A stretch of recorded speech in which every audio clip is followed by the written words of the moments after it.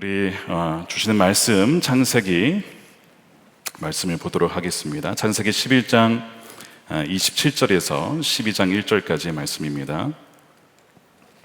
제가 대신해서 읽도록 하겠습니다. 데라의 족보는 이러하니라. 데라는 아브람과 나홀과 하란을 낳고 하란은 롯을 낳았으며 하란은 그 아비 데라보다 먼저 고향 갈대아인의 우르에서 죽었더라. 아브람과 나홀이 장가 들었으니 아브람의 아내의 이름은 사레며 나홀의 아내의 이름은 밀가니 하란의 딸이요 하란은 밀가의 아버지시며 또 이스가의 아버지더라. 사레는 임신하지 못하므로 자식이 없었더라. 데라가 그 아들 아브람과 하란의 아들인 그의 손자 롯과 그의 며느리 아브람의 아내 사레를 데리고 갈대아인의 우르를 떠나 가나안 땅으로 가고자 하더니 하란에 이르러 거기에 거류하였으며 데라는 나이가 205세가 되어 하란에서 죽었더라. 하나님의 말씀입니다. 오늘부터 약 20주간 새로운 설교 시리즈를 시작합니다. 아브라함, 신실하신 하나님과의 동행이라는 주제입니다. 왜 아브라함인가? 글쎄요, 하나님이 이 주제를 주셨습니다. 아마도 믿음의 조상, 또한 새로운 시작, 새로운 믿음의 여정을 하고자 하시는 하나님의 뜻이 아닌가 싶습니다. 아브라함은 하나님과 동행했던 사람이죠. 그리고 우리 보통 하나님과 동행한다라고 하면 참 믿음이 원래 좋은 사람이겠거니 하는 생각을 하곤 합니다. 그런데 우리가 이제 앞으로 살펴볼 창세기 12장에서 또한 25장까지의 아브라함의 모습을 보면요, 믿음의 사람이기도 하지만 굉장히 현실적인 사람이기도 합니다.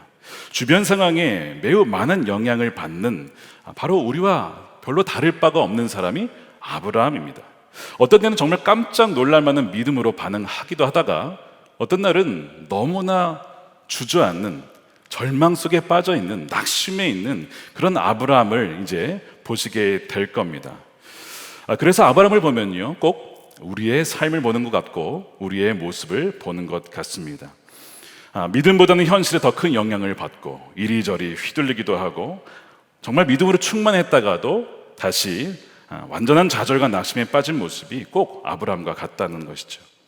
그러나 아브라함의 믿음은 시간이 가면 갈수록 견고하여지고 굳건하여지고 정말 믿음의 조상이라 불릴 만한 자로 성장을 하게 됩니다.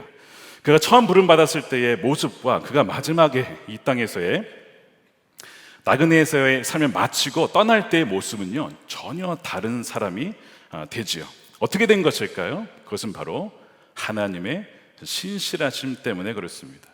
아브라함은 사실 별로 신실하진 못했어요. 그러나 하나님은 신실하셔서 그를 인도하셨고 그를 붙잡아 주셨고 그를 떠나지 아니하셨고 그를 기다려 주셨습니다. 그리고 그에게 약속하신 그 약속을 온전히 이루시는 분이 바로 하나님이십니다. 그래서 우리에게도 소망이 있는 거예요. 우리에게 만일 우리의 어떠함으로 소망을 잡았다면 여러분, 그건 금방 무너지고 맙니다. 근데 소망이 되는 이유는요, 그분 하나님이 변치 않으시고 그분 하나님이 신실하기 때문에 우리에게도 소망이 있는 것이죠. 우리가 앞으로 이제 20주간 아브라함 이야기를 들으면서 이 이야기가 반복해서 들어야 될 이야기고, 이 이야기가 나의 이야기고 우리의 이야기고 하나님께서 우리와 함께 이루어갈 이야기구나 하는 것을 여러분들이 좀 깨달았으면 좋겠습니다. 그래서 저는 앞으로의 이 20주간의 또한 여정이 너무나 기대가 되고 또한 흥분이 됩니다. 하나님께서 우리를 어떻게 변화시키실까 기대가 되는 것이죠. 여러분도 그렇습니까? 그래서 앞으로 우리 20주간 그 말씀을 살펴보려고 합니다. 저는 왜 하나님께서 아브라함을 부르셨을까 궁금했습니다. 여러분 혹시 그 이유를 아십니까? 왜 아브라함을 부르셨을까? 창세기 12장 1절에 보면요, 하나님께서 아브라함에게 말씀하시죠. 너는 너의 고향과 친척과 아버지의 집을 떠나서 내가 너에게 보여줄 땅으로 가라고 했습니다. 왜 하나님이 갑자기 아브라함에게 나타나셔서 그를 부르신 것일까? 왜 고향을 떠나라고 하신 것일까? 잘 살고 있던 그를 먼 땅으로, 전혀 다른 지역으로 가라고 하신 이유가 도대체 무엇일까요?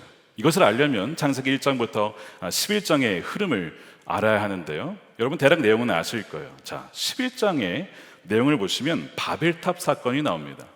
이 바벨탑 사건은 단지 사람들이 탑을 높이 쌓았다는 것이 아닙니다. 하나님께서 노아를 통해서 방주를 준비하게 하시고 홍수를 통해서 심판을 하셨죠. 사람들의 마음에 생각하는 모든 것이 항상 악할 뿐임을 보시고 심판을 하셨어요. 그리고 새로운 시작을 하십니다. 노아의 가족들만 땅에 남게 되고 이제 그의 후손들이 퍼지게 되죠. 자, 그러면 하나님을 경외했던 노아의 후손들만 남았으니까 이제 하나님을 경외하는 백성들만 남아야 되잖아요. 그런데 여러분 이제 9장, 10장, 11장 이제 바벨탑 사건을 보면 그렇지 않다는 것을 보게 돼요. 사람들이 탑을 쌓다라는 것이 어떤 의미를 가지고 있냐면 우리가 하늘에 닿아서 마치 우리가 신이 된 것처럼 우리의 힘과 능력으로 이 세상을 한번 지배해보자 라는 그런 의미가 담겨 있는 것이죠. 자, 창세기 11장 4절 말씀을 보면 또 말하되 자 성읍과 탑을 건설하여 그 탑 꼭대기를 하늘에 닿게 하여 우리 이름을 내고 온 지면에 흩어짐을 면하자 하였더니 탑 꼭대기를 하늘에 닿게 하자는 거예요. 하나님 없이는 못 사는 것이 아니라 하나님 없이 우리가 살 수 있다라고 하는 그 모든 어떤 인간의 자력 구원의 어떤 의지가 담겨 있습니다. 자기 중심성과 교만을 상징하는 것이죠. 그래서 하나님께서 그 탑을 무너뜨리시고 인류를 다 흩으셨어요. 하나의 언어를 여러 개의 언어로 혼잡하게 만드신 것이죠. 자, 그러면 이때에 하나님의 백성들은 어디에 있었는가 하는 점입니다. 하나님의 백성들은 어디에서 무엇을 하고 있었을까요? 바벨탑 사건 이후에 족보가 등장합니다. 거기에 보면 셈의 족보가 나오고 마지막에 데라의 후손이라고 해서 이제 더 구체적인 인물들이 나오는데 바로 이제 아브라함이 등장을 하게 되는 것이죠. 그러니까 데라는 노아의 아들인 셈의 직계의 후손입니다. 그리고 그 데라가 아브라함을 낳게 되는 거죠. 자, 그러면 이 데라라는 인물, 아브라함의 아버지입니다. 이 사람은 신앙인이었을까? 여러분 어떻게 생각하십니까? 그래도 마지막 남아있는 신앙이지 않을까? 우리가 이런 가정을 해볼 수가 있는데요. 현실은 그렇지 못했습니다. 창세기 11장 1절에 보면 바벨탑을 쌓은 위치가 시날 평지였다라고 되어 있어요. 이곳은 메소포타미아 남부 지역입니다. 그래서 이 바벨론 제국이 발생한 곳이다 이렇게 알려진 곳이에요. 그 지역이 어떤 곳이냐? 학자들이 얘기하는 게 뭐냐면 이 바벨론 지역의 신이었던 마르둑이라고 하는 신을 섬기는 신전이 거기 있었다는 거예요. 그래서 많은 학자들이 이 바벨탑이 그 마르둑 신전이었을 것이다 그렇게 이야기하곤 합니다. 신전을 세운 기록이 있는데요. 수메르인들이 탑처럼 생긴 신전을 세웠는데 이름이요 에테메난키, 뜻이 뭐냐면 하늘과 땅의 기초가 되는 집이라는 뜻입니다. 자, 그런데 이 지역이 갈대아 우르라고 하는 이 데라와 그의 자녀들이 살았던 갈대아 우르와 굉장히 근접한 지역이었다는 것이죠. 자, 그러면 이 데라와 그의 후손들은 하나님을 향한 그 신앙을 지켰을까 하는 그 점이 궁금한 부분이죠. 안타깝게도요, 그 바벨론 지역의 바벨론 신을 섬겼던 그 영향을 하나님의 백성인 데라도 받았다는 것이죠. 그래서 그 근거가 되는 구절이 여호수아 24장 2절입니다. 우리 함께 읽어보겠습니다. 시작. 여호수아가 모든 백성에게 이르되 이스라엘의 하나님 여호와께서 이같이 말씀하시기를 옛적에 너희의 조상들 곧 아브라함의 아버지 나홀의 아버지 데라가 강 저쪽에 거주하여 다른 신들을 섬겼으나. 누구를 섬겼다고요? 다른 신들, 하나님이 아니라 그 바벨론 지역에 있었던 다른 신들을 누가 섬겼다고요? 아브라함의 아버지 데라가 우상 숭배자였다는 겁니다. 왜 다른 신들이라고 했느냐? 신이 한둘이 아닙니다. 태양신도 있지만 대표적으로 달의 신인데 이름이 신이에요. S-I-N 무슨 뜻이죠? 죄라는 뜻이죠. 달의 신의 이름이 신입니다. 그것이 지배적인 도시가 바로 그 지역이었다는 것입니다. 참으로 안타까운 것이 뭐냐면 하나님의 백성이지만 무늬만 그렇고 실상은 우상을 숭배하는 자로 어느덧 변해버린 것이죠. 창세기 4장 26절에 아담의 아들 셋이 아들을 낳고 그때 사람들이 비로소 여호와의 이름을 불렀다라는 기록이 나온 다음에 그 다음부터는요 이제는 사람들이 막 타락하기 시작해서 결국은 홍수가 일어나고 바벨탑 사건이 일어나고 온통 하나님을 경외하는 자들을 찾기가 정말 어려운 때가 된 거예요. 자, 그런데 거기에서 이 데라의 아들 아브라함은 그나마 하나님을 알고 있었던 사람입니다. 그래서 하나님이 그를 부르신 거예요. 자, 문제는 뭐냐면 아브라함만 남은 거예요. 그런데 그 아브라함의 아버지는 누구예요? 우상 숭배자예요. 그 당시에 아버지와 친척과 이 모든 이 가족 중심, 그렇게 살았던 지역에서 아버지의 영향을 받지 않기란 뭐 거의 불가능한 것이죠. 자, 그러면 데라의 신앙이 아브라함에게 영향을 미칠 것이냐, 아니면 아브라함의 신앙이 아버지에게 영향을 미칠 것이냐, 뭐 이런 싸움이 있지 않겠습니까? 풍전등화의 위기, 과연 하나님의 백성은 그 명맥을 이어갈 수 있을 것인가? 근데 더 위기 상황을 보여주는 것은 무엇이냐면 11장 30절이에요. 뭐라고 되어 있냐면 그나마 믿음이 있던 아브라함인데 자식이 없어요. 아브라함이 죽으면 이제 그걸로 끝이에요. 하나님을 경외하는 사람은 이제 찾아볼 수가 없는 위기에 처한 것이죠. 사례는 임신하지 못함으로 자식이 없었다는 것입니다. 너무나 큰 위기 속에 창세기 11장은 끝이 납니다. 자, 이 상황 속에서 하나님이 아브라함을 부르신 거예요. 이해가 가시죠? 어떤 상황 속에서 아브라함을 부르셨는지 여러분 이해되실 겁니다. 이 부르심의 시작은요 뭐였냐면요, 하나님이 이르시되라고 했는데 새 번역 성경에는 말씀하셨다라고 되어 있습니다. 이것이 좀 더 정확한 번역입니다. 히브리어로 아마르, 이것이 말씀하셨다는 거예요. 이 단어가 언제 어디서 나왔는가? 창세기 1장 3절입니다. 하나님이 말씀하시기를 뭐라고 하셨죠? 빛이 생겨라 하시니 빛이 생겼다는 거예요. 자, 어떤 상황에서요? 어둠 속에서, 혼돈 속에서 하나님이 말씀하시니 빛이 생겼어요. 그때 말씀을 하셨다는 거예요. 자, 아브라함의 상황이 좀 어떤 상황이에요? 바벨탑 사건 이후로 온통 온 세상에 이제는 하나님을 경외하는 사람이 없었던 그 시절에 하나님이 아브라함에게 말씀하셨어요. 이제 뭐가 시작이 되는 거예요? 빛의 역사가 다시 시작이 되는 거죠. 이렇게 이해하시면 훨씬 더 아마 감이 오실 거예요. 요한복음에는 그 말씀이 로고스인데 이 말씀에 뭐가 있었냐면 빛이 있었고 생명이 있었다. 그러니까 말씀은 생명입니다. 말씀이 있다고 하는 것은 하나님의 생명을 주시겠다, 새로운 생명을 주시겠다라고 하는 그 의미를 뜻하는 것이죠. 자, 그래서 이 풍전등화의 위기의 순간에 아마르, 말씀하셔서 떠나가라고 하는 거예요. 너는 우상을 섬기는 그 지역에서 너희 친척, 고향, 아버지를 떠나서 내가 지시할 땅으로 가라. 너는 복이 될지라. 이 복이 될지라는 이제 다음 주에 우리 다루게 될 텐데요, 얼마나 놀라운 약속인지 모릅니다. 믿음의 사람이라서 아브라함이 그렇게 된 것이 아니라, 물론 그에게도 믿음이 있었지만 하나님께서 아브라함에게 말씀을 하시고 하나님이 신실하시기 때문에 아브라함을 통해서 이렇게 지금 무너지고 부패한 이 세상을 새롭게 하시겠다라고 하는 그 시작을 아브라함에게 하시겠다고 다가오신 거예요. 초청장을 내미신 겁니다. 여러분, 혹시 하나님의 부르시는 음성, 말씀을 들은 적이 있어요? 여러분, 하나님께서 우리에게 말씀하시면요, 그것은 그냥 나와 주님과의 관계로 끝나지 않습니다. 그것은 저와 여러분을 통해서 하나님이 뭔가 대단한 일을 하시겠다라고 하는 그 뜻이 있으셔서 말씀하신 거예요. 아브라함에게 나타나셔서 말씀하신 것도 마찬가지입니다. 내가 너로 말미암아 큰 민족을 이루게 하고 너의 이름을 내고 또한 너로 말미암아 다른 모든 족속이 복이 되게 하려고 말씀하신 거예요.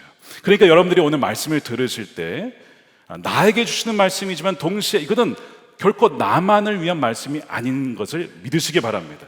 여러분을 통해서 하나님이 하시고자 하는 뜻이 있다는 것을 여러분 믿으셔야 합니다.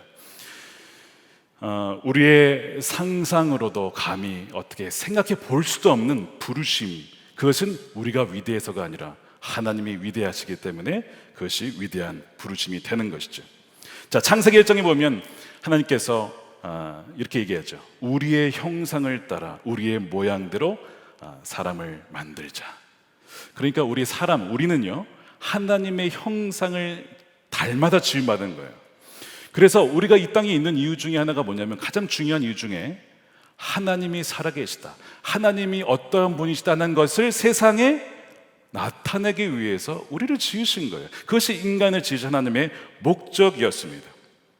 그래서 우리를 뭐라고 부르셨죠? 베드로 전서에 보면 우리를 왕 같은 제사장이다, 하나님의 그 왕대심을 드러내고 또한 사람들을 하나님께로 인도하는 제사장의 역할을 감당케 하시려고 우리를 지으시고 이 땅에 살게 하신 거예요. 그런데 뱀의 유혹으로 말미암아 어떻게 됐어요?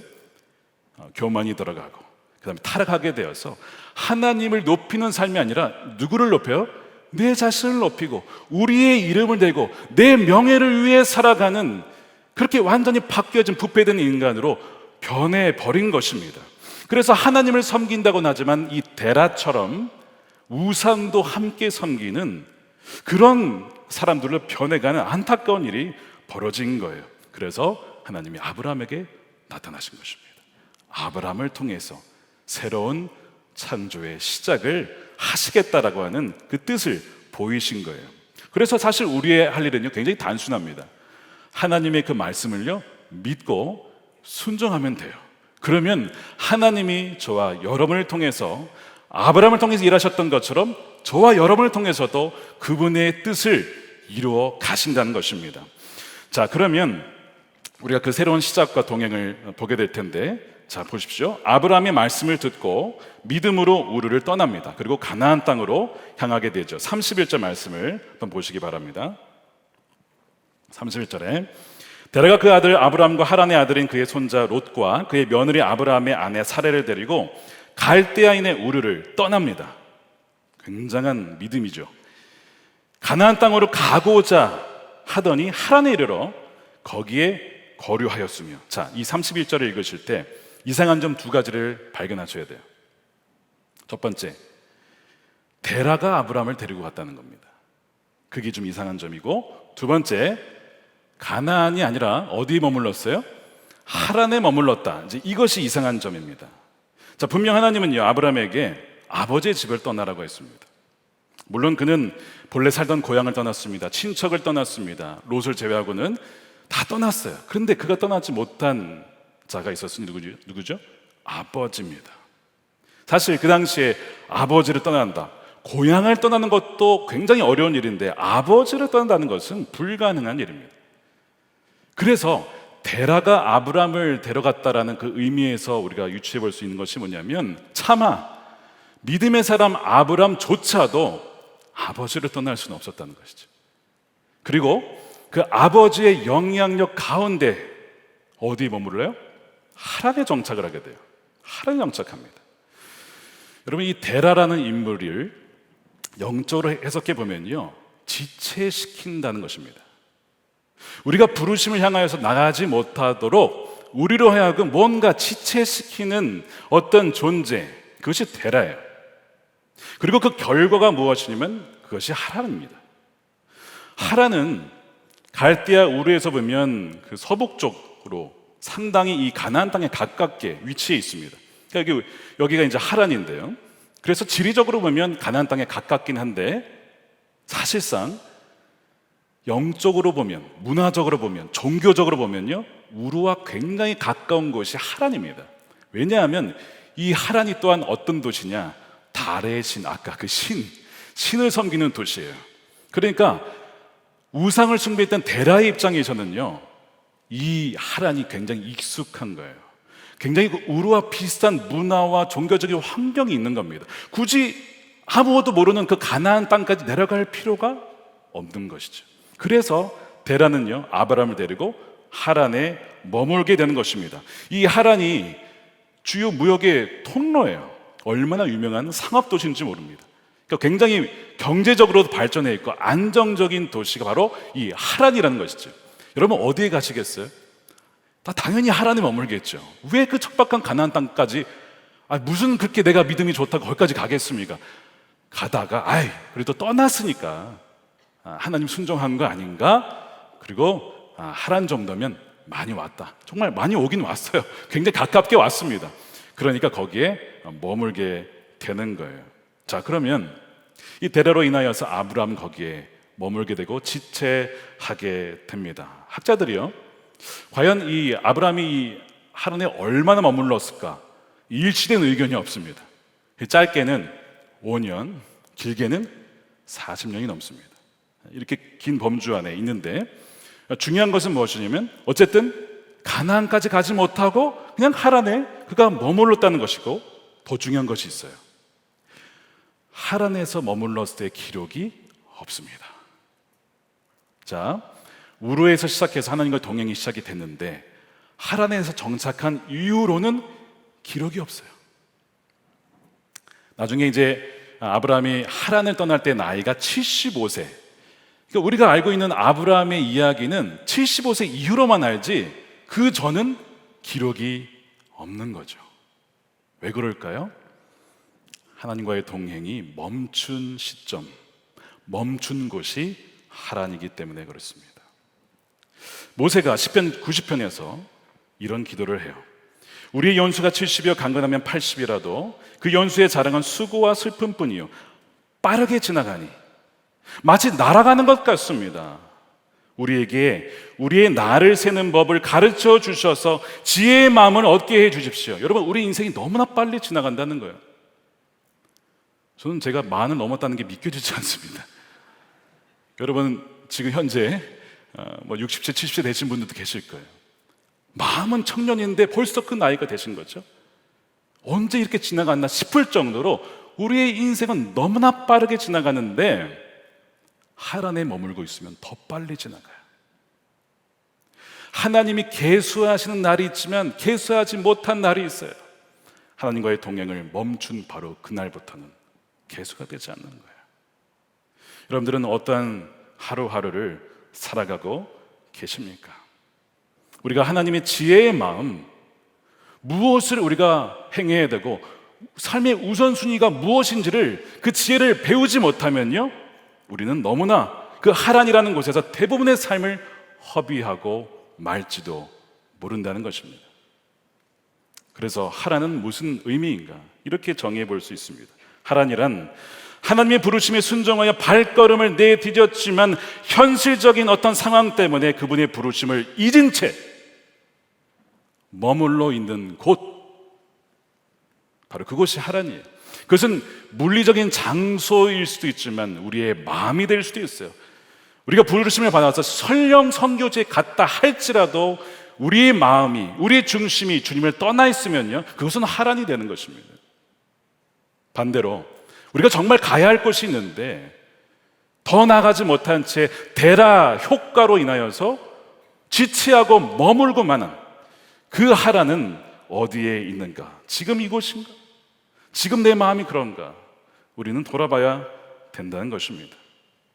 그렇다면 내가 하란에 있는지 아닌지를 어떻게 알 수 있을까요? 뭔가 재정적으로는 풍족하고 문화적으로도 익숙하고 편안해요. 그런데 영적으로는 뭔가 메마르지 않습니까? 왜냐하면 이 하란이라는 도시의 문자적인 의미는요, 공교롭게도 햇빛에 바짝 메마른 이란 뜻을 갖고 있어요. 그래서 뭔가 풍족하긴 한데 영적으로는 너무나 메말라 있는 상태, 내가 하란에 머물러 있기 때문에 그럴 수도 있어요. 뭔가 온전히 순종하지 못한 마음이 들어요. 이 삶이 전부가 아닌 것 같아. 어쩌면 여러분이 지금 하란에 머물러 있기 때문에 그럴 수 있습니다. 그리고 그 하란에 계속 머물게 하고 우리의 부르심을 잊게 만드는 그것이 데라라고 했죠. 그래서 데라는 우리를 하여금 주님의 부르심에 온전히 응답하지 못하게 하는 어떤 것일 수도 있고 어떤 상황일 수도 있고 어떤 사람일 수도 있습니다. 그러나 여러분이 다 이건 핑계예요. 왠지 아세요? 아무리 데라가 있어도요, 우리가 믿음으로 떠나면 되거든요. 사실 믿음으로 떠나면 되는데 핑계거리를 찾고 싶은 거예요. 아버지가 계신데 어떻게 떠나? 이 핑계로 온전히 순종하지 못하는 것이죠.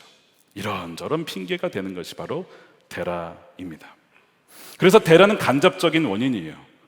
약속의 땅까지, 가나안 땅까지 가지 못하는 간접적인 원인이라면 직접적인 원인이 뭘까요? 우리의 믿음 없음, 하나님을 알지 못하여서, 신실하신 하나님을 알지 못하여서 믿음의 발걸음을 온전히 내딛지 못하는 그것이 직접적인 원인이지요. 여러분의 대례는 무엇입니까? 여러분은 현재 어디에 머물고 계십니까? 그렇게 보니까 우리 주님께서도 끊임없이 우리의 부르심을 잊게 만드는 이 데라의 영향이 계속 있을 것임을 경고하신 적이 있습니다. 누가복음 21장 34절 말씀을 우리 함께 읽어보겠습니다. 시작.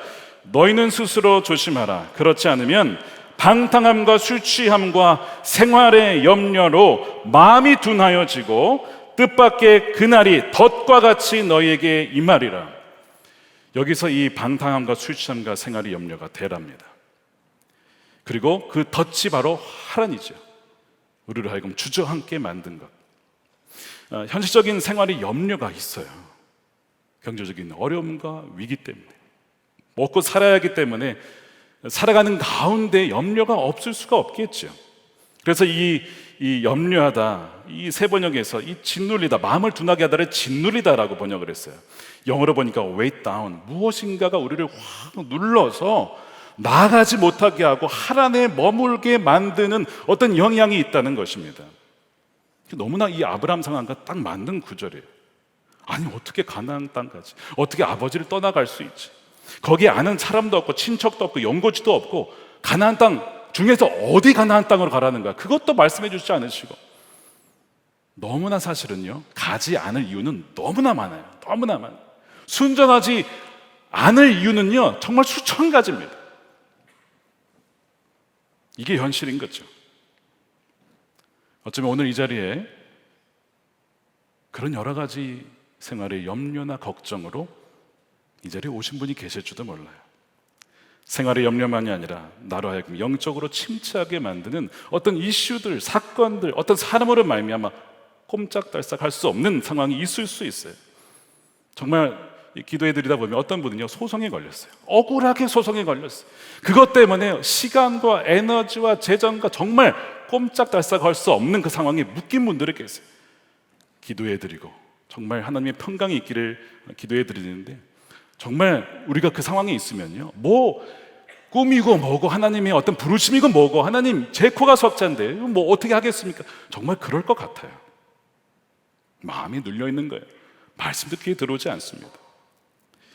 출애굽기에도 보면요, 이 데라와 하란을 상징하는 그 내용이 나와요. 뭐냐면 하나님께서 바로에게 명하여서 이제 모세를 시키는 거죠. 내 백성들을 풀어서 광야에 가서 예배를 하게 하라. 그래서 모세가 전했더니 이 바로가 말을 듣지 않습니다. 그래서 시작된 게 이 10가지 재앙이잖아요. 그래서 첫 번째, 두 번째, 세 번째, 네 번째까지 가니까 바로의 마음이 살짝 열리면서 바로가 이런 제안을, 아주 혹할 만한 제안을 모세에게 합니다. 내가 예배하게 해줄게 라고 하는 거예요, 바로가. 그런데 조건이 뭔지 아세요? 애굽에서 예배하라는 거예요. 출애굽기 8장 25절입니다. 바로가 모세와 아론을 불러 이르되 너희는 가서 이 땅에서 너희 하나님께 제사를 드려라.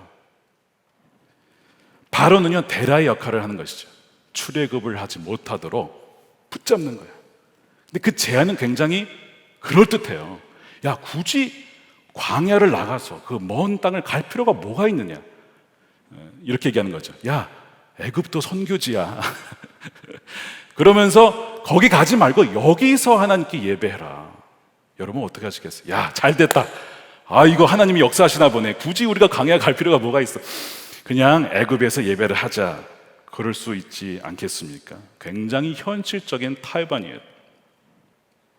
그런데 만약 이 바로의 제안을 모세가 받아들였다면, 뭐 하나님이 허용하지도 않으셨지만 아마 혼합신앙이 되었을 겁니다.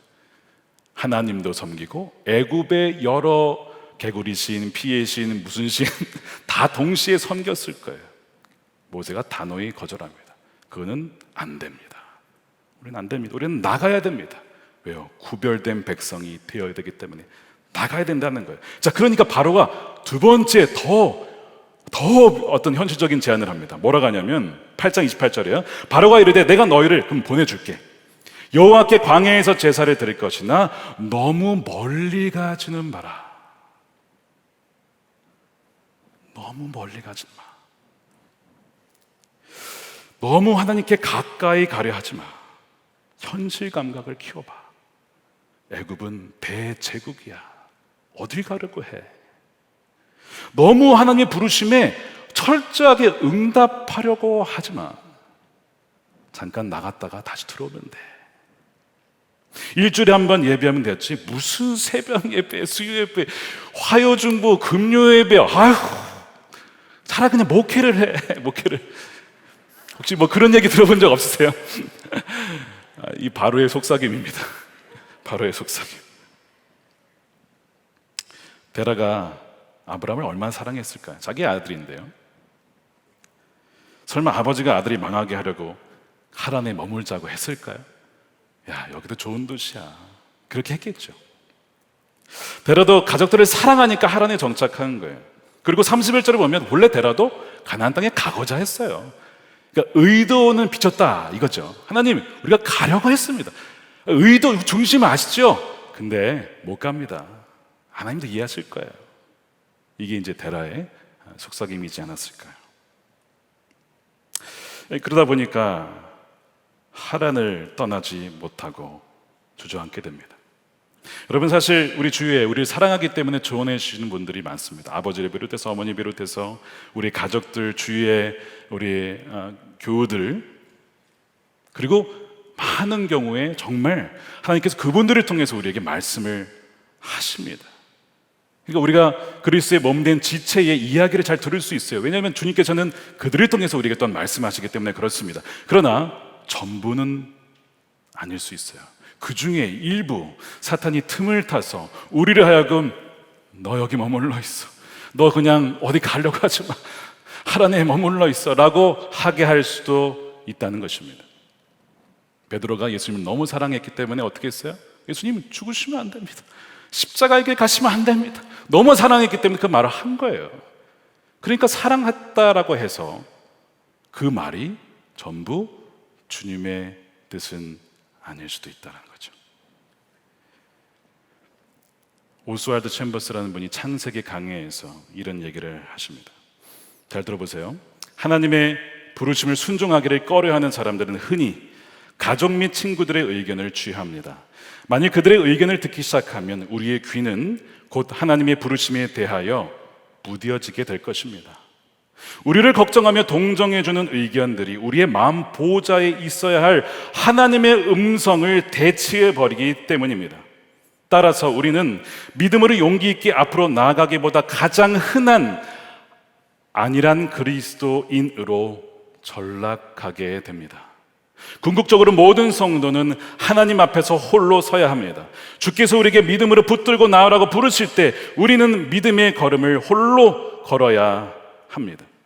여러분, 믿음은 공동체에서 자라납니다. 공동체 없이 믿음이 자랄 수가 없어요. 그런데 믿음의 결단과 순종은 결국 그 사람이 혼자 감당해야 돼요.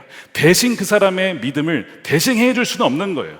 그 사람이 걸어야 할 믿음의 여정을 내가 대신 걸어줄 수는 없는 거거든요. 하란에서 지체하게 되면 정말 그 문자 그 의미대로 서서히 메말라가게 되는 것이죠. 이번 주에 우리 각 교구별 특세가 있었어요. 날이 갈수록 인원이 늘어 따라가는 보고를 들었습니다. 얼마나 은혜가 충만하고 성령의 바람이 거셌으면 정말 그랬을까 하는 마음에 참 기뻤습니다. 그리고 동시에 저녁에는 요셉 교구에 부흥회가 있었죠. 우리 목사님들께서 은혜로운 말씀 전해주시고, 어제 우리 전승우 목사님 말씀 듣는데 파라과이에서의 그 어려움이 변하여 살아있는 간증이 되었습니다. 그래서 우리 요셉 교구의 부흥회가 또 잘 맞춰졌는데요. 이 요셉 교구가 생겨나게 된 것은 2009년에 청장연구구가 생길 때 시작이 됐죠. 그 당시에 이제 젊은이 교회를 나오고 이제 결혼을 하고 애를 키우면서 영적으로 완전히 떨어진 이제 그분들을 위해서 우리가 영적으로 좀 일으켜주자 해가지고 청장년 교구가 세워진 것입니다. 근데 이제 그때 많은 이 젊은 분들의 고민이 뭐냐면 아이를 기르다가 영적으로 침체해졌다는 거예요. 그리고 실제로 그렇기도 하고요. 예배를 제대로 못 드리고 기도를 제대로 못하니까 더 힘들어져요.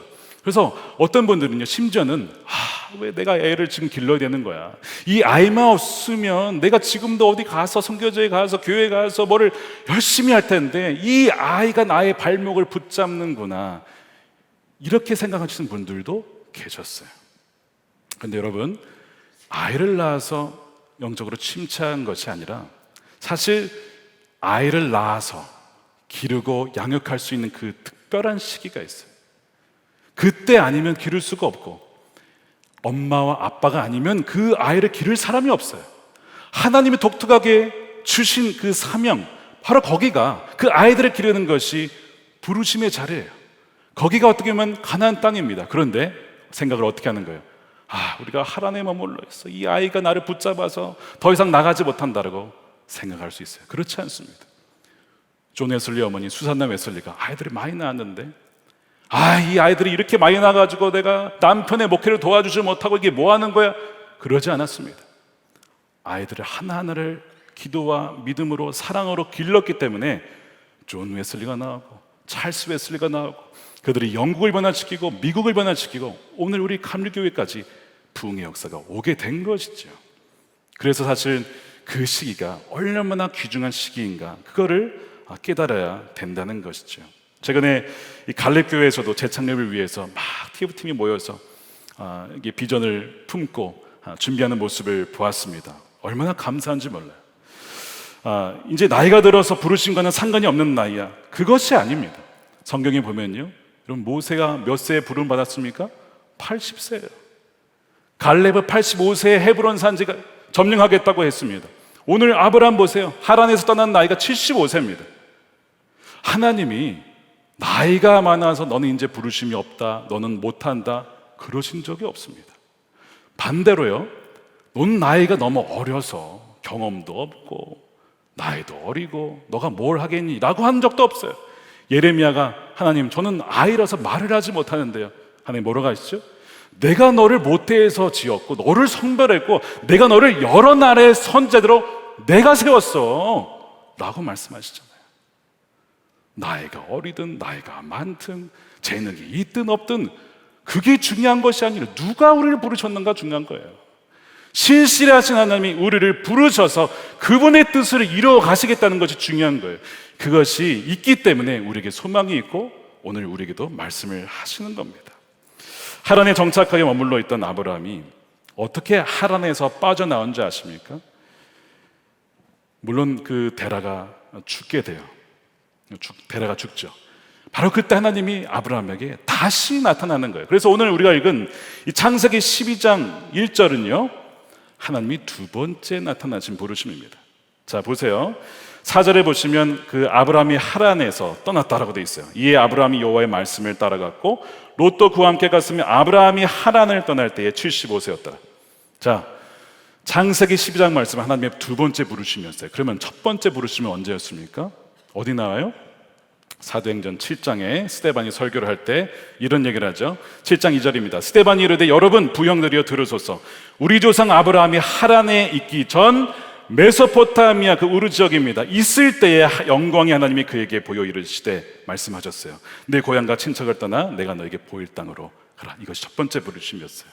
그리고 그 부르심에 따라서 가다가 하란에 정착하고 적어도 5년에서 길게는 40년을 머물러 있다가 데라가 죽자 하나님이 두 번째 말씀하신 거예요. 그러면서 다시 그 부르심을 기억하게 하신 것이죠. 아브라함아, 내가 다시 말해줄게. 너가 가야 될 곳은 여기가 아니라 가나안 땅, 내가 지시할 땅이 있어. 다시 그 부르심을 상기시켜 주시는 거예요. 저는 이 말씀을 묵상하는데 너무 은혜가 되었어요. 왠지 아세요, 여러분? 여러분, 왜 은혜가 될까요, 이것이? 하나님은 아브라함 포기할 수도 있었습니다. 야, 너 그렇게 하나님에 머물러 있어. 너는 안 되겠다. 내가 다른 사람 불러야겠다. 할 수도 있었어요. 그런데 그 온전히 순종하지 못한 아브라함을 포기한 것이 아니라 하나님이 어떻게 하셨어요? 기다리셨어요. 아브라함을 기다리셨어요. 그의 연약함과 그의 믿음 없음, 그의 부족함 하나님 다 아시니까, 야, 너 그게 뭐야? 책망하고 막 그를 강제로 끌고 가는 것이 아니라 아브라함이 다시 말씀에 반응하기를 기다리셨다가, 그래, 아버지 때문에 떠나기가 어려웠을 거야. 그래서 아버지가 죽자마자 하나님은 다시 아브라함에게 오셨어요. 그 창조주 하나님이 아브라함이 뭐길래 기다리십니까? 창조주 하나님이 우리가 뭐길래 연약하고 믿음 없고 불순종한 우리가 뭐길래 우리를 기다리시는가? 저는 이 말씀을 준비하는데 정말 지난 짧지만 목회를 하면서 불순종했던 순간들을 떠올렸어요. 하나님 버리셨으면 저 벌써 버리셨을 거예요. 하나님 뭐 저만 쓸 수 있겠습니까? 얼마나 좋은 목사님들이 많은데 그분들 데려다가 쓰시면 되는데요. 하나님이 기다려주시는 거예요. 그것이 얼마나 은혜가 되었는지 몰라요. 그러니까 이 아브라함을 보니까 꼭 저를 보는 것 같았어요. 그러니까 아브라함 입장에서 사실 불순종이 맞죠. 가라고 하면 가야지 뭐 이런 저런 핑계 가지고 안 가고 버티고 있다가 자기가 뭔데 하나님 기다렸다가 오게 만들어요. 근데 하나님이 그런 분이세요. 하나님은 우리를 참고 기다려주시는 분이십니다. 여러분, 이 아브라함 시리즈를 앞으로 하는 동안 보게 될 게 뭔지 아세요? 우리가 이제 보통 하나님과 동행하자, 예수님과 동행하자 얘기를 하잖아요. 근데 여러분, 사실 반대인 거 아십니까? 하나님이 우리와 동행하시는 거예요. 하나님이 우리와 함께 하시는 거예요. 그것 때문에 우리는 동행할 수 있는 거지, 우리가 뭐 하나님 동행하겠습니다, 우리 의지는요 하루에도 몇 번씩 바뀌고 섰다가도 넘어지고요, 절대 우리 힘으로 하나님 의지할 수 없습니다. 동행할 수 없어요. 하나님이 기다려주시고 참아주시고 용서해 주시고 사랑해 주시니까 그분과 동행할 수가 있는 겁니다.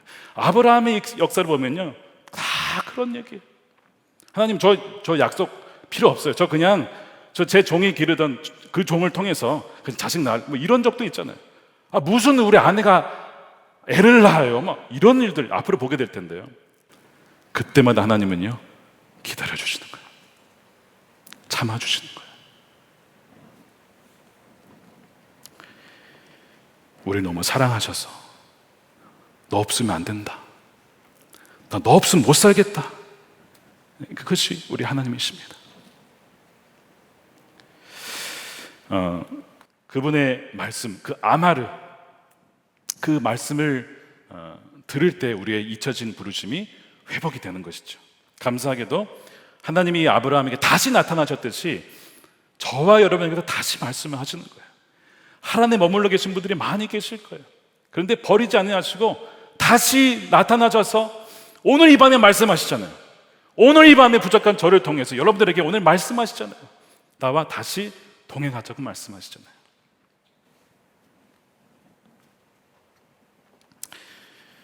책을 하나 소개하겠습니다. 지난번에 주일날 한번 제가 잠깐 소개를 했는데, 예 하나님이라는 책입니다. 이삭 목사님 쓰신 책이에요. 나온 지는 몇 년이 지났는데, 예 하나님, Yes God. 근데 이 책을요 추천해 드리고 싶은데 경고를 먼저 드리겠습니다. 이 책을 읽고 나면 북한을 품지 않을 수가 없습니다. 그리고 북한 가까이 가게 될 수도 있습니다. 그래서 함부로 읽지 마십시오. 그리고 눈물 없이는 읽을 수가 없습니다. 이제 경고 미리 드렸어요. 제가 서점에도 좀 갖다 놓으시면 좋겠습니다. 이 북한 선교를 하시는 이상 목사님의 이 이야기가 담겨 있습니다. 1950년 6.25 전쟁이 나기 전에 이 고난주간에 이분이 5살 때예요. 꿈을 꿨습니다. 꿈을 꿨는데 어떤 꿈이냐면, 이제 교회가 언덕에 있고 그 언덕 밑에 사람들이 다 있어요. 목사님도 계시고 장로님도 계시고 성도님도 계시고, 근데 예수님이 십자가를 지고 언덕에 올라가는 거예요. 그 장면을 꿈을 꿨어요. 근데 그 십자가를 아무도 함께 지려는 자가 없는 거예요. 이 5살짜리 이 이상 목사님이 그걸 딱 보니까 너무 예수님이 안 돼 보여서 예수님께 다가갑니다. 그러면서 이런 얘기를 해요. 예수님, 아무도 예수님의 십자가를 대신 지르는 사람이 없어요. 그러니까 묵묵히 예수님이 고개를 끄덕이시는 거예요. 그때 이분이 어린 아이였지만 마음의 결심을 하고 이런 얘기를 합니다. 예수님, 제가 질게요. 제가 그 십자가를 질게요. 하고 나서 잠에서 깼어요. 이것이 첫 번째 부르심이에요. 하나님이 그를 부르신 첫 번째 부르심.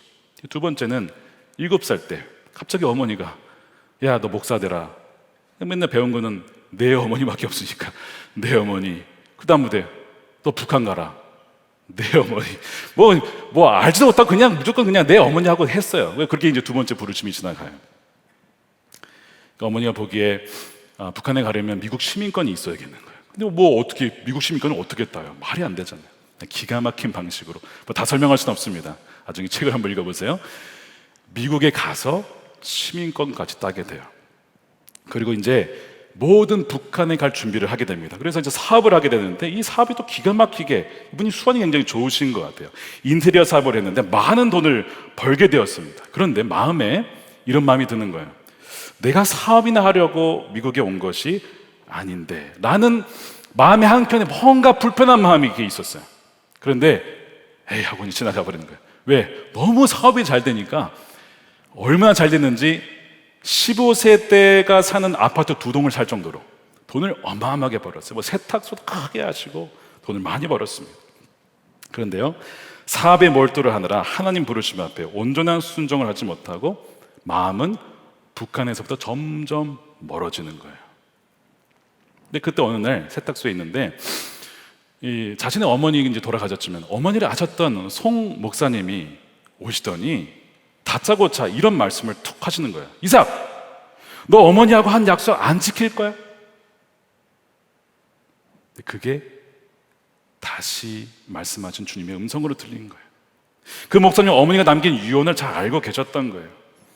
바로 미국의 세탁소를 크게 하면서 살았던 그 시절, 그 풍족했던 시절, 바로 그것이 이삭 목사님의 하란이었던 것이죠.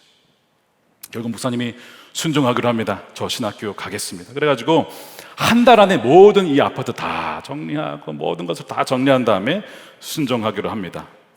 신학 공부를 하게 돼요. 목사 안수를 받고 미국의 교회에서 사역을 시작합니다. 이제 경험을 쌓아야 되니까. 사역을 하는 가운데 중국의 정탐 여행도 갔다 와요. 이제 성경을 보급해야 하는 그 여행을 다녀와요. 그런데 떠나기가 쉽지가 않은 거예요. 다 준비가 됐는데 떠나질 못하는 거예요. 미국에서.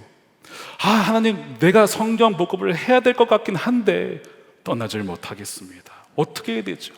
그때 주님의 음성이 이렇게 들려왔다고 해요. 내가 너를 40년이나 기다렸다.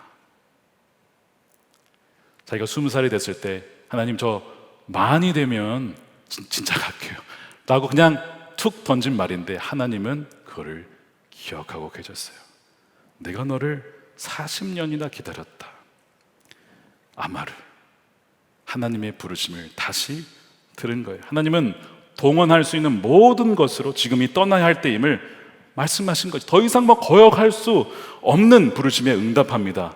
그래서 제목이 뭐예요? 예, 하나님. 예, 하나님. 사랑하는 여러분, 그리스도인이라면 누구나 부르심이 있습니다. 단지 하나님이 나 혼자 구원하시기 위해 나를 부르신 게 아니에요.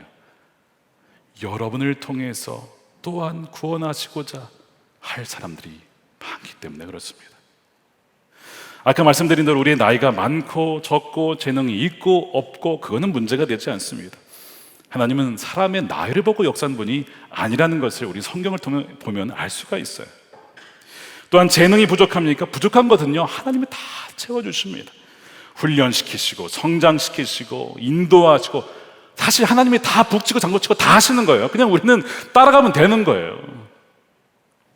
부르신 분이 어련히 우리보다 잘 아시니까 부르지 않으셨겠어요. 여러분, 잊혀진 부르심이 북한일 수도 있고 일본일 수도 있고 중국일 수도 있고 먼 해외일 수도 있어요. 그러나 또한 동시에 꼭 해외가 아니라도 사실 우리 복정동도 우리의 선교지이고 위례와 성남, 우리의 직장, 가정, 다음 세대는 어떻습니까? 우리의 선교지잖아요. 누군가를 위해서 하나님, 저 평생 그것을 위해서 기도할게요, 헌신하신 분 중에 여러분 지금도 그렇게 기도하시는 분이 계세요? 아니면 어느덧 그 약속을 잊어버린 채 기도하는 그 사명을 잊어버린 분 계시잖아요. 사무엘이 기도를 쉬는 죄를 범치 않겠다라고 했는데 잊어버린 채 살아가고 있는 분들 계시지 않습니까? 우리가 어디에 사느냐, 어디에 머물러 있는 장소보다 더 중요한 것은 내가 말씀을 따라 순종의 삶을 주님과 함께 하나님 부르심을 따라 구별된, 믿지 않는 이들과 구별된 삶을 살아가고 있느냐. 그렇다면 여러분 가나안을 향하고 있는 것이고, 어디에 있든지 내 마음대로 살아가고 오직 나를 위해서, 나의 유익을 위해 살아간다면 그것은 하나님에 머물러 있는 것입니다.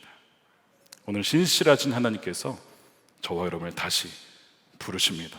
우리의 불순종과 연약한 믿음에도 불구하고요, 우리를 책망하지 아니하시고 버리지 아니하시고 떠나지 아니하시고 어떻게 해요?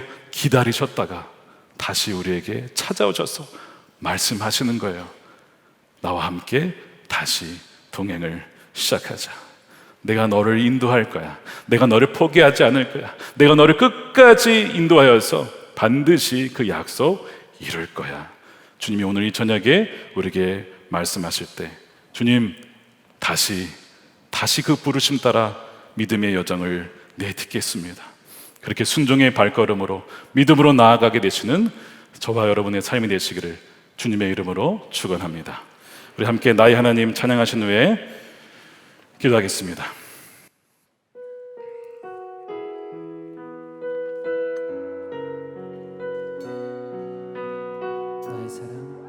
나의 사랑 너는 어여쁘고 참 귀하다. 어느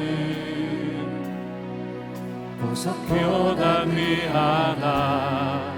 내가 사랑스럽지 않을 때 너를 온전히 사랑하고 너와 함께하며 내가 왔노라.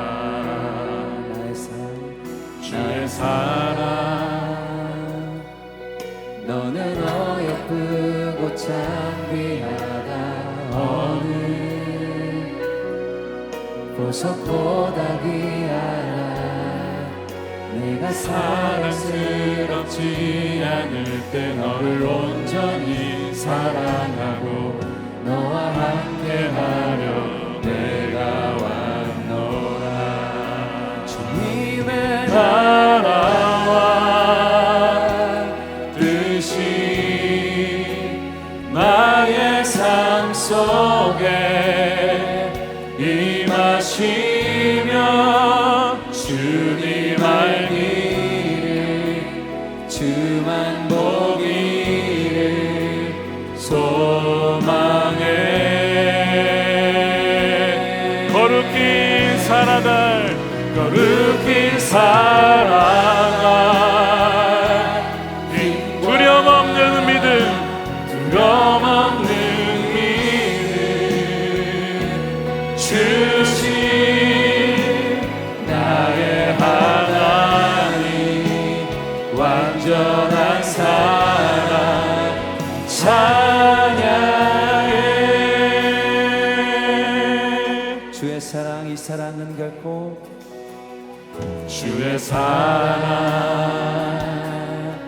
이 사랑은 결코 변치 않아. 모든 계절 돌보시네. 푸른 마르고 꽃은 시드나 주의 말씀은 신실해. 실수가 없으신 주만. 우리 두 손 들고 주님의 나라와 주님의 나라와 뜻이 나의 삶 속에 임하시며 주님 알기를 주만 보기를 소망해. 거룩히 살아갈 거룩히 살아갈 길과 두려움 없는 믿음 주신 나의 하나님 완전한 사랑 찬양해.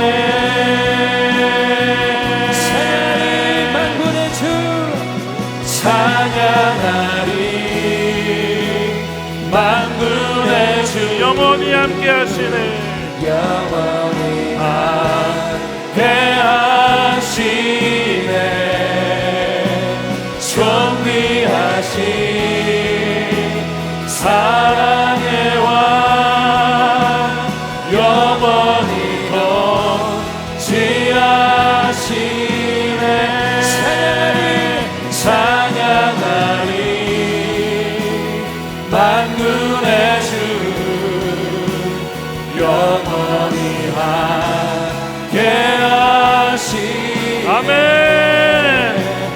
존귀하신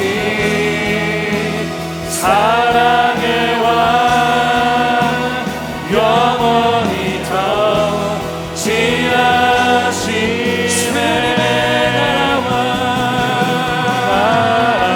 나라와 뜻이 나의 삶 속에 임하시면 주님 알기를 주만 보기를 소망해 거룩히 살아갈 거룩히 살아갈 힘과 두려움 없는 믿음 주신 나의 하나님 완전한 사랑 찬양해. 우리 첫 번째로 기도할 때 우리 회개하며 기도했으면 좋겠습니다. 하나님 없이 내 힘과 의지로 인생을 살아보려 했던 적이 있습니까? 바벨탑을 쌓는 사람을 살았던 것을 이 시간 회개하며 데라처럼 자신도 모르게 세상의 영향을 받아 거룩하고 구별된 삶으로의 부르심을 저버린 채에 세상에 푹 빠져 살았던 삶이었다면 이 시간 주님 우리가 회개할 때에 우리를 성령으로 이 시간 회복해 하여 주시고 새롭게 하여 주옵소서. 우리 주여 한 마음 외치고 기도하겠습니다. 주여 하나님 그렇습니다. 바벨탑을 쌓았던 삶이 바로 우리의 삶이었음을 고백합니다. 거룩한 삶으로의 부르심을 받았지만 베라와 같이 세상 사람들과 별반 다를 바 없이 질취하며 흥청망청 살았던 강자의 삶을 살았던 것을 주여 용서하여 주시고 하나님을 섬긴다고 하지만 내 마음과 뜻과 욕심을 따라서 살았던 것을 주여 불쌍히 여겨 주시옵소서. 이 시간 하나님 우리 모든 이 시간 성도들 삶을 주여 구별하여 주셔서 그 갈대아 우리에서 건져주신 그 하나님 신실하신 하나님 변치 않는 하나님 아버지 그 하나님만 쫓아 나아가는 우리의 삶이 되게 하여 주시옵소서. 하나님 감사합니다. 주님 그 일을 이루어가실 분이 주님이십니다. 아버지 새롭게 하시는 분이 주님이십니다. 성령의 위로부터 거듭나게 하시고 우리를 정결케 하여 주시고 우리의 운과 영과 육신마저도 온전히 정결케 보존케 하실 분 바로 우리 성령 하나님이십니다. 이 시간 성령을 물붓듯이 부어주시옵소서. 성령의 기름 부으심을 시간에 주여 우리 모든 각사람 위에 임하게 하여 주시옵소서. 할렐루야. 주님 진실하신 하나님 그렇게 끝까지 그 뜻을 이루어 가실 줄로 믿습니다. 하나님 찬양합니다. 하나님 감사합니다. 오 주님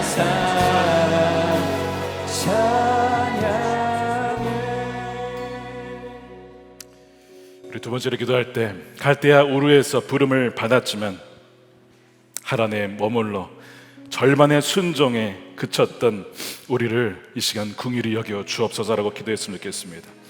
그런데 하나님 우리를 버리지 아니하시고 포기하지 아니하시고 다시 말씀해 주심에 감사합니다.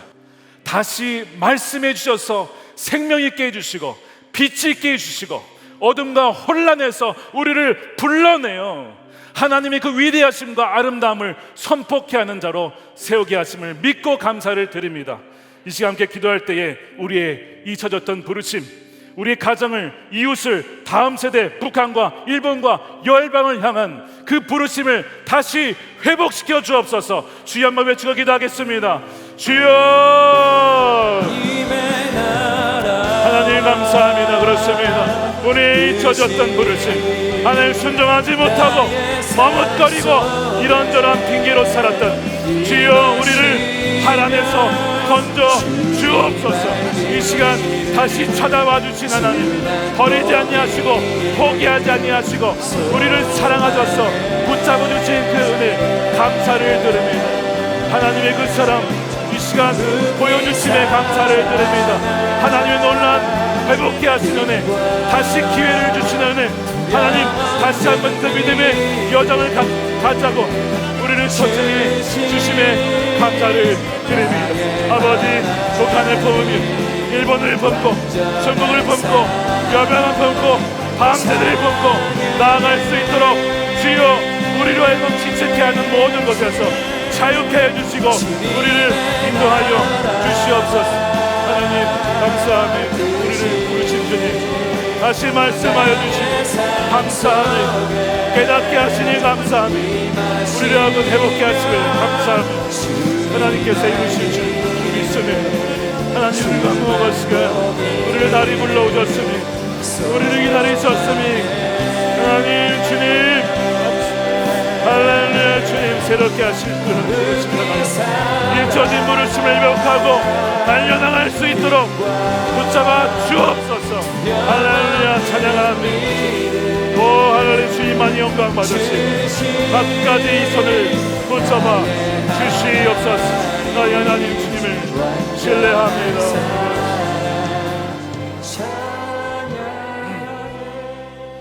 우리 마지막으로 기도할 텐데 우리 세 번째 기도 제목 나눈 후에 강단 나오셔서 강단에서 기도하실 수 있는 분 나오셔서 기도하시기 바랍니다. 마지막으로 기도하겠습니다. 이상 목사님에게 하나님이 그러셨다고 했죠. 내가 너를 40년을 기다렸다. 내가 너를 10년, 20년, 30년, 40년 하나님이 기다리셨어요. 우리가 무엇이 간데 하나님이 그 위대한 창조주 하나님이 우리를 기다리십니까? 여러분 그것이 얼마나 큰 사랑인지 아세요? 너를 두고 혼자 갈 수가 없다. 내가 너를 너무 사랑하니까 내가 너와 동행하고 싶다라고 말씀하시는 거예요. 이 시간 하란을 떠나서 다시 하나님의 그 잊혀진 부르심을 회복하고 동행하는 그 아브라함처럼 오직 하나님과 동행하는 삶이 복임을 깨닫고 날마다 주님 말씀 어떤 것이든 예 하나님 순종하며 나가는 우리의 삶이 되게 달라고 우리 마지막으로 한 번 더 주여 한번 외치고 기도하시고 돌아가도록 하겠습니다. 주여 하나님 감사합니다. 우리를 기다리신 하나님, 우리가 무엇이 간데 우리를 기다리시고 우리를 떠나지 아니하시고 우리가 함께 동행하려 하십니까? 하나님의 그 온전한 사랑, 아버지 우리 감당할 수 없는 사랑, 그 부르심에 응답하여 매일 주님과 동행하며 나아가게 하여 주시옵소서. 할렐루야. 주님 우리의 그 사랑 보잘것 없고 우리의 그 의지 형편없지만 하나님의 변치 않는 사랑, 실패하지 않는 사랑, 포기하지 않는 사랑, 변치 않는 그 사랑이 우리를 인도하십니다.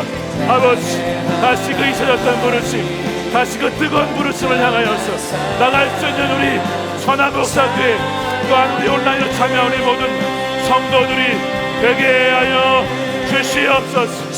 할렐루야. 주님 할렐루야. 주님 감사합니다. 주님 감사합니다. 찬양합니다.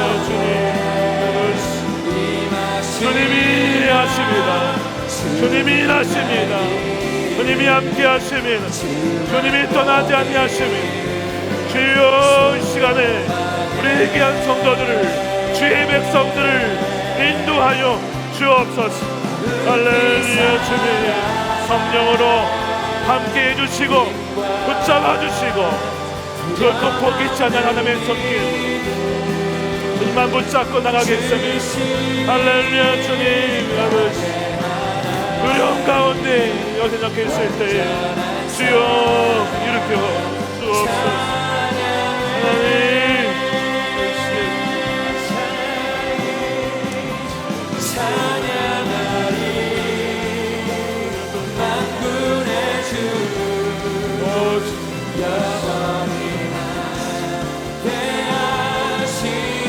우리 함께 하시는 주님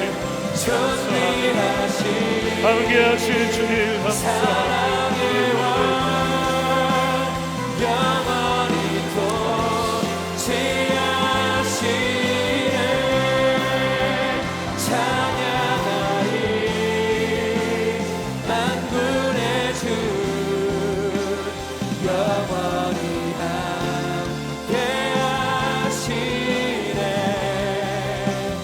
존귀하신 사랑의 왕 영원히 통치하시네 주님의 나라와 뜻이 나의 삶 속에 임하시며 주님 알기를 주만 보기를 소망해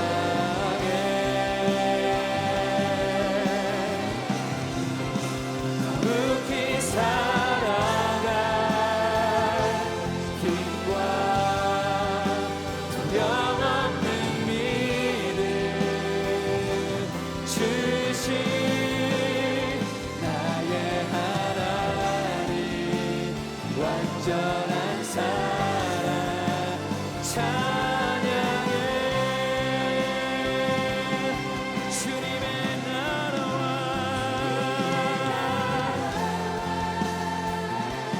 뜻이 나의 삶 속에 임하시며 주님 알기를 주만 보기를 소망해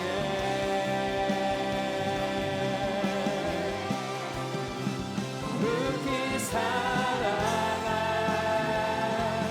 힘과 영원한 믿음